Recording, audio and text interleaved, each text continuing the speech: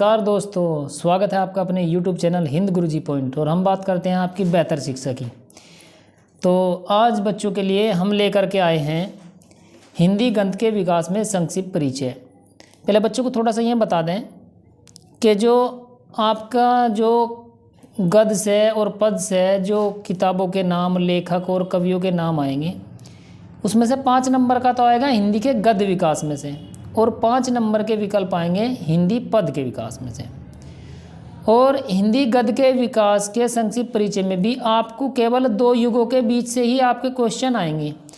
एक तो शुक्लोत्तर युग की कालावधि के, और एक शुक्लोत्तर युग की समय सीमा, यानी कि इन दोनों के बीच से। जैसे शुक्लोत्तर युग की कालावधि कब है? सन 1919 ईस्वी से लेकर सन 1938 ईस्वी तक शुक्लोत्तर युग। उसके बाद में आता है शुक्लोत्तर युग, यानी कि शुक्ल युग के बाद का युग। इसकी समय सीमा है सन 1938 से लेकर 1980 तक। इसी के बीच से जितनी काव्य रचनाएं हुई, जितनी भी गद्य की रचनाएं हुई, जितने उपन्यास लिखे गए, कहानी लिखी गई हैं, उनके लेखक और उनकी रचनाएं, इन सब से ही 5 नंबर के प्रश्न आपके पेपर में आएंगे। 5 नंबर के आपके गद्य आएंगे और 5 नंबर के आपके पद आएंगे। तो आज हम आप लोगों के लिए उन क्वेश्चनों को सिलेक्ट कर करके किताबों के अंदर से लाए हैं जो बार बार परीक्षाओं में पूछे जाते हैं। लगभग 40 के आसपास क्वेश्चन होंगे, और 40 क्वेश्चन में से आपके 5 क्वेश्चन इसके अंदर से ही मिल जाएंगे आप लोगों को। बस आपको थोड़ा ध्यान से देखना है और अच्छे से करना है। तो ज़्यादा समय ना लेते हुए करते हैं अपनी वीडियो को स्टार्ट और पहुँचते हैं अपने पॉइंट में। पहला युग जो है हमारा शुक्लोत्तर युग एवं शुक्लोत्तर युग, दोनों के दोनों ही आएंगे इसमें। मैंने आपको बता दिया इसके बारे में। तो क्वेश्चन जिस तरीके के आएंगे, हमने सीधे उसी तरीके के आपके क्वेश्चन बनाए हैं और वैसे ही आपके पेपर में पूछे जाएंगे। बस आपको केवल निशान लगाना है। चलिए, यह है आपका पहला क्वेश्चन। क्वेश्चन नंबर 1, शुक्ल युग के सशक्त आलोचक एवं निबंधकार का नाम बताइए। जो शुक्ल युग के आलोचक और निबंधकार थे उनका क्या नाम था? तो रामचंद्र शुक्ल थे, प्रताप नारायण मिश्र थे, या रामधरी चरण गोस्वामी थे, या राधा कृष्णन दास थे। तो शुक्ल युग जो शुरू हुआ और रामचंद्र शुक्ल से हुआ, तो इनके आलोचक एवं निबंधकार का नाम यही है। इसका मतलब ए ऑप्शन हमारा सही है, यानी कि रामचंद्र शुक्ल थे। आइए दूसरा क्वेश्चन देखते हैं। उपन्यास भूले बिसरे चित्र के लेखक कौन है? एक उपन्यास है भूले बिसरे चित्र, इसके लेखक कौन है? प्रेमचंद, भगवत चरण वर्मा, या यशपाल, या वरंदालाल वर्मा। तो ये जो आपका उपन्यास था भूले बिसरे चित्र, ये आपका भगवती चरण वर्मा का है। तो इसका मतलब आपका ख ऑप्शन सही है। नेक्स्ट है आपका क्वेश्चन नंबर 3, शुक्ल युग की समय अवधि क्या है? हमने अभी ऊपर आपको बताया है शुक्ल युग की है 1919 से 1938, और शुक्लोत्तर युग की है 1938 से 1980। तो इसका मतलब देखते हैं हमारा कौन सा सही है ऑप्शन। 1950 ईस्वी से 1900 ईस्वी तक गलत है। 1900 ईस्वी से 1920 ईस्वी तक ये भी नहीं हो सकता। 1919 ईस्वी से 1930 ईस्वी तक ये हो सकता है। 1938 से 1937 ईस्वी तक, थोड़ी यहाँ मिस्टेक है इसमें, ये 1919 से 1938 तक है, प्रिंटिंग मिस्टेक, कोई बात नहीं। तो इसका मतलब हमारा ऑप्शन सही है ये वाला, 1919 ईस्वी से 1938 ईस्वी तक।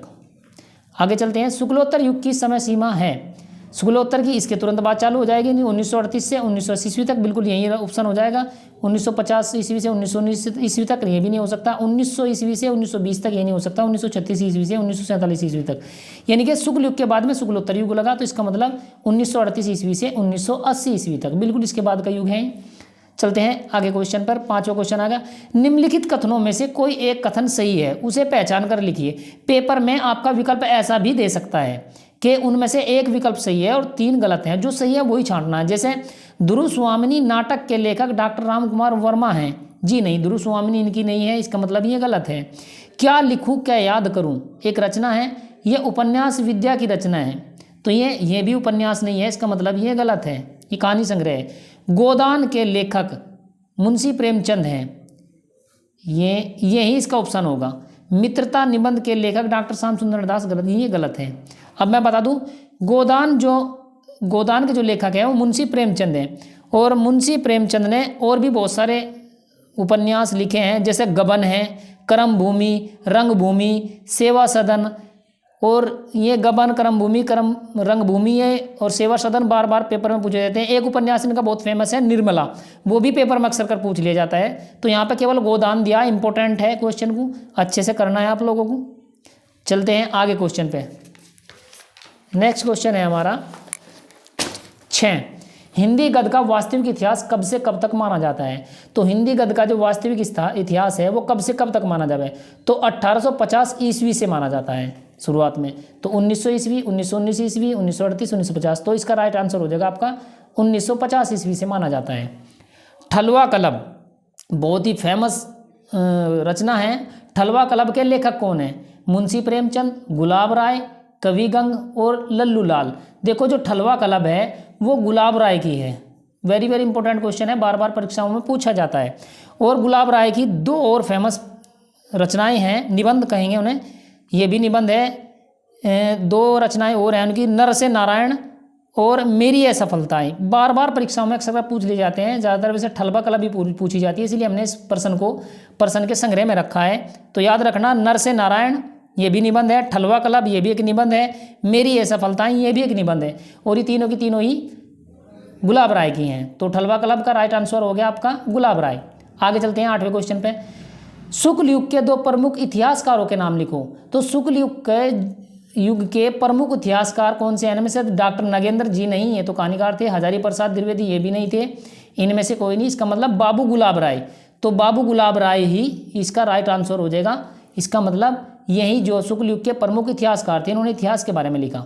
नेक्स्ट क्वेश्चन जो आपका आता है 9, शुक्लोत्तर युग के प्रमुख हिंदी आलोचक। जो शुक्लोत्तर के युग में प्रमुख हिंदी आलोचक थे, जो आलोचना करते थे, वो कौन थे? आचार्य हजारी प्रसाद द्विवेदी, ख पंडित नंदुलारे वाजपेयी, या विकल्प क और ख दोनों, या उपयुक्त में से कोई नहीं। देखो जो शुक्लोत्तर युग के समय में जो मुख्य आलोचक थे वो ये दोनों ही थे, आचार्य हजारी प्रसाद द्विवेदी भी और पंडित नंदुलारे वाजपेयी भी। इसका मतलब विकल्प इसका 3 सही हो जाएगा। इसका है विकल्प क और ख दोनों हैं। चलते हैं आगे क्वेश्चन पे। क्वेश्चन नंबर 10, छायावादोत्तर युग के प्रमुख कवि का नाम लिखिए। देखो लेखक चल लेते, कभी कभी क्वेश्चन कवि से भी आ जाता है लेखकों के अंदर। तो इसके कवि का नाम पूछ रहा है ये, तो रामधरी सिंह दिनकर थे या डॉक्टर नगेंद्र थे, रामचंद्र शुक्ल या अध्यापक पूर्ण सिंह। तो देखो छायावादोत्तर युग के प्रमुख कवि जो थे ये कवि थे रामधरी सिंह दिनकर। ये आपका क्या ऑप्शन सही हो जाएगा। चलते हैं आगे। क्वेश्चन नंबर 11, कलम का सिपाही के लेखक हैं अमृत राय, गुलाब राय या मुंशी इंसाल्लाह खां या वेदनाथ मिश्र। तो देखो जो कलम का सिपाही जो लेखक हैं वो अमृत राय हैं। इसका मतलब इसका ऑप्शन आपका क सही हो जाएगा। आगे चलते हैं। क्वेश्चन नंबर 12, हिंदी गद्य की प्रमुख विद्या निबंध के लेखक हैं। तो जो हिंदी गद्य की प्रमुख निबंध है, विद्या जो है निबंध, उसके लेखक कौन है? मोहन राकेश हैं, यशपाल हैं या प्रेमचंद्र हैं या रामवृक्ष बेनीपुरी हैं। तो देखो जो हिंदी गद्य के महान निबंधकार माने जाते हैं वो रामवृक्ष बेनीपुरी माने जाते हैं। इसका मतलब हमारा जो ऑप्शन है वो ग सही है। चलते हैं आगे क्वेश्चन पे। त्यागपत्र, प्रश्न नंबर 13 है, त्यागपत्र किस विद्या की रचना है? तो ये जो त्यागपत्र है ये किस विद्या की रचना है? यानी जीवनी है, उपन्यास है या नाटक है या निबंध है? तो आपको मैं बता दूं त्यागपत्र एक बहुत ही फेमस उपन्यास हुआ है, तो ये हमारा उपन्यास है। इसका मतलब ऑप्शन नंबर हमारा ख सही है। और इसी के साथ ही चलते हैं नेक्स्ट पेज पर। बस थोड़ा सा ध्यान से देखते जाना, ऐसे ही होता रहेगा, सारे के सारे हो जाएंगे, कोई दिक्कत नहीं किसी भी तरीके की। अच्छे से करके आना और इनमें से ही आपको 5 नंबर के आपके मिल जाएंगे, इससे ज़्यादा और कुछ नहीं आएगा। चलते हैं नेक्स्ट क्वेश्चन पर। नेक्स्ट क्वेश्चन है हमारा क्या? निम्नलिखित में से शुक्ल युग का नाटककार है। अब देखो शुक्ल युग में जो नाटककार थे तो कौन है इनमें नाटककार? हरे कृष्ण प्रेमी हैं या लक्ष्मी नारायण मिश्र हैं या विष्णु प्रभाकर हैं या धर्मवीर भारती है। तो देखो शुक्ल युग का जो महान नाटककार थे वो थे हरि कृष्ण प्रेमी। इसका मतलब हमारा क्या ऑप्शन सही है? दुरुस्वामिनी, बहुत इंपॉर्टेंट क्वेश्चन है आपका। दुरुस्वामिनी नाटक के लेखक कौन है? दुरुस्वामिनी एक नाटक है, उसके लेखक के बारे में पूछ रहे हैं। तो क्या हरिकृष्ण प्रेमी है, ख जयशंकर प्रसाद है, विष्णु प्रभाकर है या मोहन राकेश हैं? देखो दुरुस्वामिनी जो है वो जयशंकर प्रसाद की है। इसका मतलब हमारा ख ऑप्शन सही है। तो बच्चे अच्छे से देख रहे होंगे, समझ रहे होंगे, अच्छे से आ भी रहा होगा। तो इसमें जरी भी कोई गलती नहीं करना, बिल्कुल देखते जाना है, ठीक है। कोई भी बच्चा कोई कहीं समझ में ना आया तो हमें कमेंट करके बीच बीच में बता सकता है। चलते हैं आगे क्वेश्चन पे। अर्धनारेश्वरी, क्वेश्चन नंबर 16 है। नारेश्वरी के लेखक हैं। तो अर्धनारेश्वरी के लेखक है विष्णु प्रभाकर हैं, या प्रेमचंद हैं, या जयशंकर प्रसाद हैं, या चतुर्सेन शास्त्री हैं। तो अर्धनारेश्वरी के जो लेखक है वो विष्णु प्रभाकर हैं। इसका मतलब हमारा क ऑप्शन सही है। चलते हैं आगे के क्वेश्चन पर। क्वेश्चन नंबर 17, शुक्लोत्तर युग के प्रमुख कहानीकार, बहुत इंपॉर्टेंट क्वेश्चन है, बार बार पूछा जाता है। तो जो शुक्लोत्तर युग के समय के जो प्रमुख कहानीकार थे, जो कहानी लिखते थे, वो क ऑप्शन इलाचंद जोशी थे, ख मोहन राकेश थे, विकल्प क और ख दोनों, या उपयुक्त में से कोई नहीं। तो देखो शुक्लोत्तर युग के जो प्रमुख कहानीकार थे वो इलाचंद जोशी भी थे और मोहन राकेश भी थे। इसका मतलब हमारा ऑप्शन ग सही है। चलते हैं आगे। 18, गोदान किस युग का उपन्यास है? ठीक है, तो जब शुक्ल युग की हम पढ़ रहे हैं तो जाहिर सी बात है शुक्ल युग का ही होगा। तो शुक्ल युग का, यही ऑप्शन इसका सही है। बाकी शुक्लोत्तर युग नहीं होगा, द्विवेदी युग नहीं होगा, आधुनिक युग नहीं होगा। तो शुक्ल युग का ही है। तो गोदान जो है वो शुक्ल युग का है। मुंशी प्रेमचंद का मैंने बताया था कि इनकी और भी कई सारे उपन्यास हैं, ठीक है। गोदान, गबन, कर्मभूमि, रंगभूमि, सेवा सदन, ये भी हैं इनके। तो गोदान बार बार पूछा जाता है, इसलिए मैंने इसे इंपॉर्टेंट बताया, बहुत इंपॉर्टेंट बार बार आने वाला क्वेश्चन है। चलते हैं आगे। क्वेश्चन नंबर 19, अथाह सागर के लेखक हैं। तो अथाह सागर के लेखक हैं जयप्रकाश भारती हैं, या गुलाब राय हैं, या डॉक्टर श्याम सुंदर दास हैं, या जैनेन्द्र कुमार हैं। तो देखो अथाह सागर भी बहुत इंपॉर्टेंट क्वेश्चन है और इसके जो लेखक हैं वो जयप्रकाश भारती हैं, जयप्रकाश भारती। चलते हैं नेक्स्ट क्वेश्चन पर। नेक्स्ट क्वेश्चन हमारा 20, मेरी आत्मकथा जीवनी के लेखक हैं। तो ऑप्शन 1 डॉक्टर राजेंद्र प्रसाद, ख डॉक्टर हजारी प्रसाद, ग डॉक्टर जयशंकर प्रसाद, घ डॉक्टर हरिवंश राय बच्चन। तो देखो बच्चों, हमारे देश के जो प्रथम राष्ट्रपति थे डॉक्टर राजेंद्र प्रसाद, उन्होंने खुद ये लिखी थी मेरी आत्मकथा, और ये डॉक्टर राजेंद्र प्रसाद की ही जो है जीवनी है, अपनी जीवनी के बारे में इन्होंने खुद लिखा था। तो ये हो जाएगा डॉक्टर राजेंद्र प्रसाद, जो भारत के प्रथम राष्ट्रपति थी। चलते हैं नेक्स्ट क्वेश्चन पर। 21वां क्वेश्चन आ गया आपका, गद्य को कवियों की कहा जाता है। तो गद्य जो है वो कवियों को क्या कहा जा? भगिम्मा कहा जा, कसौटी कहा जा, ताल कहा जा, या रेखा कहा जा। तो मैं बच्चों को बता दूं, जो गद्य को जो कवियों की कहा जाता है वो कसौटी कहा जाता है। इसका मतलब हमारा ऑप्शन ख सही है। तो चलते हैं इसी के साथ ही अगले पेज पर। अगर कुछ समझ में कम आ रहा है तो बता देना कमेंट कर करके, थोड़ा और अच्छी तरीके से बताएंगे बच्चों को, और थोड़ा ध्यान से देखते जाओ, बस सब कुछ समझ में आ जाएगा, ऐसे नहीं है। चलते हैं आगे के क्वेश्चन पे। क्वेश्चन नंबर है हमारा 22, सागर की लहरों पर डॉक्टर भगवत शरण उपाध्याय द्वारा रचित कौन सी विद्या है? अब जो डॉक्टर भगवत शरण उपाध्याय ने एक रचना की है सागर की लहरों पर, तो ये क्या चीज़ है? ये निबंध है, या आलोचना है, या यात्राव्रत है, या संस्मरण है? तो मैं बच्चों को बता दूं कि जो भगवत शरण उपाध्याय जी ने इसकी रचना करी थी सागर की लहरों पर, ये एक यात्राव्रत है। ये यात्रा के समय इन्होंने इसकी रचना करी थी, तो ये एक यात्राव्रत है। इसका मतलब हमारा ग ऑप्शन सही है। क्वेश्चन नंबर 23 है, लहरों के राजहंस, बहुत इंपॉर्टेंट, बार बार परीक्षा में ट्रेंड करता है ये क्वेश्चन आप लोगों के लिए, के लेखक का नाम बताइए। लहरों के राजहंस, ठीक है। तो ऑप्शन क मोहन राकेश हैं, ख प्रेमघन हैं, ग गुलाब राय हैं, या रामधरी सिंह दिनकर हैं। तो बच्चों को मैं बता दूं कि जो लहरों के राजहंस हैं वो मोहन राकेश की हैं, और बहुत इंपॉर्टेंट क्वेश्चन है, बार बार परीक्षा में ट्रेंड करता है, आता रहता है, तो इसीलिए इसको इंपॉर्टेंट कर करके लिख लेना। चलते हैं नेक्स्ट क्वेश्चन पर। आगे जो हमारा क्वेश्चन है वह 24, तौलिए किस विद्या पर आधारित है? तो तौलिए के कौन सी रचना है? नाटक है, या निबंध है, या एकांकी है, या कहानी है? तो देखो तौलिए जो हैं वो एक एकांकी कथाक हैं, ये वाला, तो ऑप्शन हमारा ग सही है। 25, क्वेश्चन नंबर 25 आ गया हमारा, गेहूं और गुलाब किसकी रचना है। देखो ये क्वेश्चन भी ऐसे ही इंपॉर्टेंट है जैसे लहरों के राजहंस थे, ठीक है। तो और इतना इंपॉर्टेंट क्वेश्चन है कि बार बार इन्हीं के अंदर से घुमा फिरा करके परीक्षार्थी के लिए जो परीक्षक है वो पूछता रहता है, और बहुत इंपॉर्टेंट क्वेश्चन है। देखते हैं इसका ऑप्शन कौन सा सही है। क्या रामविलास शर्मा, बिल्कुल नहीं। रामवृक्ष बेनीपुरी, मुंशी प्रेमचंद, ग महादेवी वर्मा। तो देखो जो गेहूं और गुलाब है वो रामवृक्ष बेनीपुरी का है। याद रखने का एक तरीका है कि रामवृक्ष बेनीपुरी ने गेहूं भी बो दिया और गुलाब भी बो दिए, तो इसका मतलब ये हुआ कि ये जो है वो रामवृक्ष बेनीपुरी की है। चलते हैं आगे क्वेश्चन पर। क्वेश्चन नंबर आ गया 26, महादेवी वर्मा द्वारा रचित निबंध लिखिए। तो रेती के फूल, क्षणदा, हंस और कादम्बनी। तो देखो जो महादेवी वर्मा द्वारा रचित निबंध है वो है क्षणदा, ये वाला, इसका मतलब ख ऑप्शन हमारा सही है। चलते हैं आगे नेक्स्ट क्वेश्चन पर।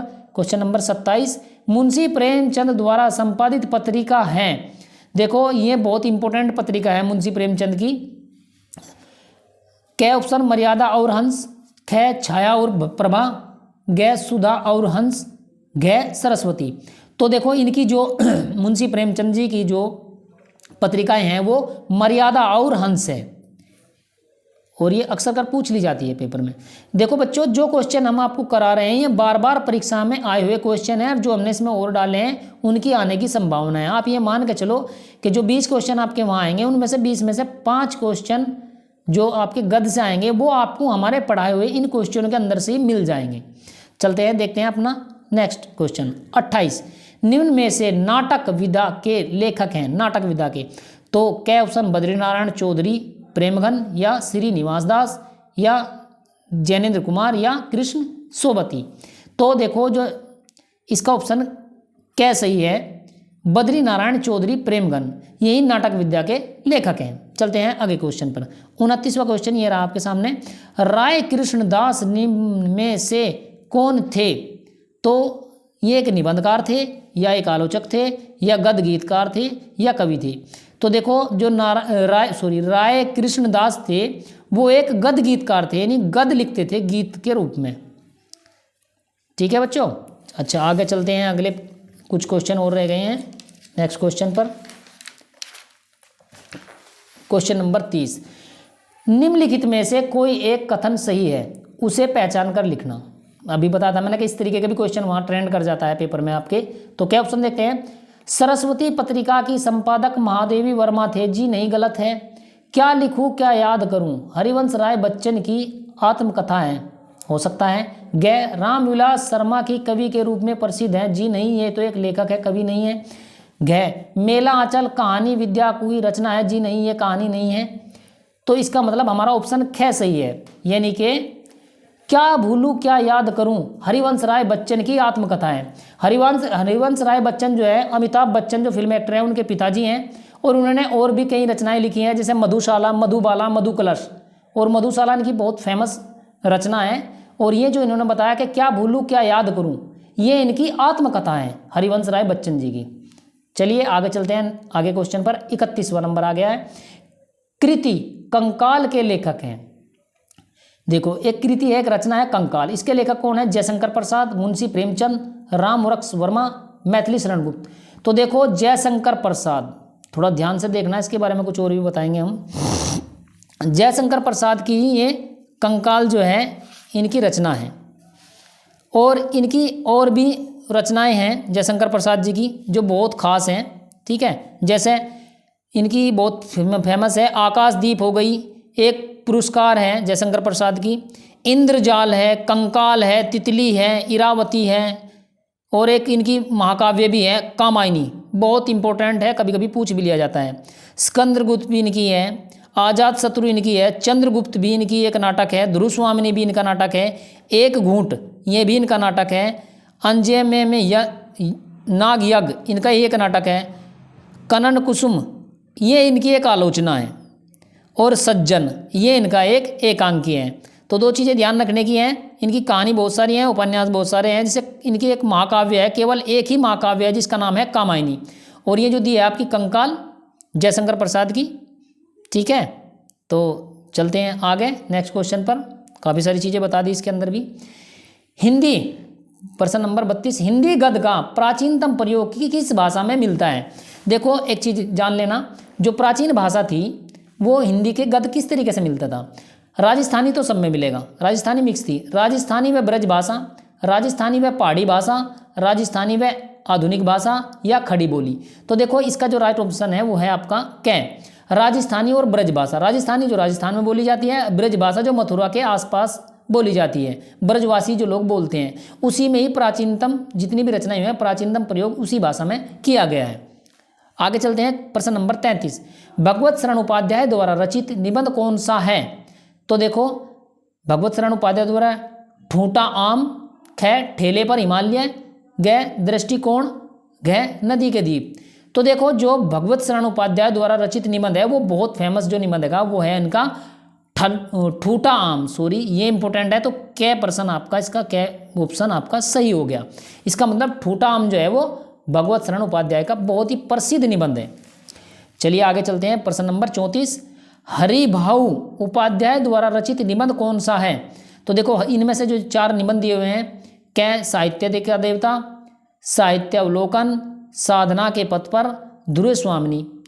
तो इसका जो है हरिभाऊ उपाध्याय का जो है वो ग ऑप्शन सही है, इन्हीं साधना के पथ पर, यही इनका फेमस निबंध है। चलते नेक्स्ट क्वेश्चन पर 35, मेरा परिवार रेखा चित्र किसकी कृति है। तो प्रेमचंद की, जी नहीं प्रेमचंद की तो नहीं हो सकती, लल्लू लाल जी नहीं, महादेवी वर्मा हो सकती है, राजकुमार शर्मा जी नहीं। तो देखो मेरा परिवार जो है वो महादेवी वर्मा की रचना है, रेखा चित्र है, सॉरी ये इनकी रेखा चित्र है, मेरा परिवार महादेवी वर्मा का।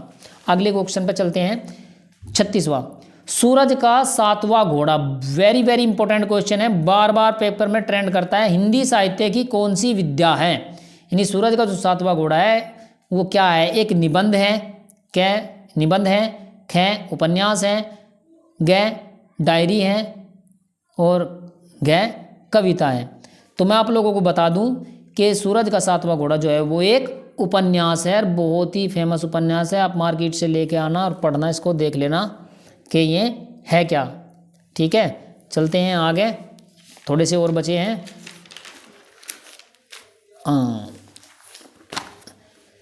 प्रश्न नंबर 37, रसमीमांसा के लेखक कौन है। तो देखो रसमीमांसा जो लिखा है आपको बिल्कुल डायरेक्ट याद होना चाहिए, शुक्ल युग हम पढ़ रहे हैं तो आचार्य रामचंद्र शुक्ल ने ही रसमीमांसा लिखा है। इसका मतलब हमारा ए ऑप्शन सही हो जाएगा। गुलाब राय गलत है, भगवत शरण उपाध्याय, जयशंकर प्रसाद ये नहीं हो सकते, तो आपका क्या ऑप्शन ही सही है, आचार्य रामचंद्र शुक्ल ही रसमीमांसा के लेखक हैं। चलते हैं आगे, क्वेश्चन नंबर 38, राज्यश्री के रचनाकार का नाम है। राज्यश्री के रचनाकार का नाम है, कै गुलाब राय है, ख जयशंकर प्रसाद है, ग जयप्रकाश भारती है, इनमें से कोई नहीं। तो मैं बता दूं, अभी पीछे बताया था मैंने कि जयशंकर प्रसाद इसके रचनाकार हैं, तो रचनाकार हो गए इसके जयशंकर प्रसाद, किसके, राज्यश्री। आगे क्वेश्चन में चलते हैं, क्वेश्चन नंबर 39, गुलाब राय द्वारा रचित आत्मकथा कौन सी है। तो मेरी जीवन प्रवाह, ख मन की बातें, मेरी असफलताएं और नई पौध। तो देखो जो गुलाब राय की जो है वो मेरी असफलताएं हैं, तो ऑप्शन नंबर आपका ग सही हो जाएगा।